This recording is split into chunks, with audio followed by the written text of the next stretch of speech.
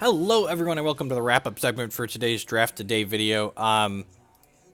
We've had a stinker recently, and this is another stinker. I feel like in order to get a successful Dreadling deck in this format, you have to get a lot of moving pieces. Like, striking the right balance of Dreadling cards in this format is really difficult. You need, like, the right number of Dreadling producers, you need the right number of Dreadling payoffs and, like, potent puffballs and tacticians, and it really feels like it's difficult to get the healthy mix. And then on top of drafting a healthy mix, you have to, like, draw a healthy mix of them in your games.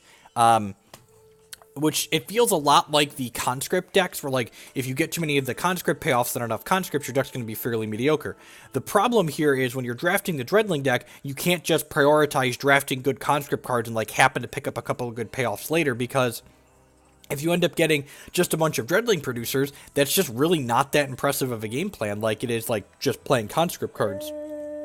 So overall, I feel like the risk that you have to take on moving into an archetype like this in this draft format is not worth the payoff on average a lot of the time. I think even the really good Dreadling decks in this format are not that much more powerful than, like, the good, consistent, like, Diamond Sapphire Flyers deck or Blood Sapphire mid-range decks or the various Ruby aggro decks. So I think on average, I would try and stay away from this archetype while drafting. This is probably an archetype that's much better in sealed than it is in draft, because you kind of just, like, open your sealed pool and look at it and say, oh, I have a good mix of Dreadling things, so I can just, like, play this archetype, as opposed to, like, you know, you're in your pack 2 and you're on your pick 3 or pick 4 and you're like, oh man, do I pick this really powerful Dreadling card, hoping that the rest of this draft pans out and the archetype is playable for me in this draft. And I just feel like the risk that you have by taking a line like that in a draft isn't worth the power level payoff that we get.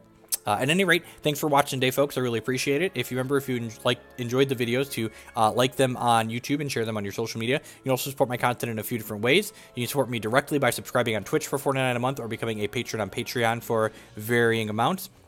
You can also support my content by supporting my sponsor, HexPrimal.com. They would love to sell you some Hex TCG singles, and if you do so with code Jeff5, you'll save 5% on your order. I'll be back tomorrow with another draft a day. Can you say bye, Declan? Bye. Bye. Can you say bye? Bye. Yeah. Bye.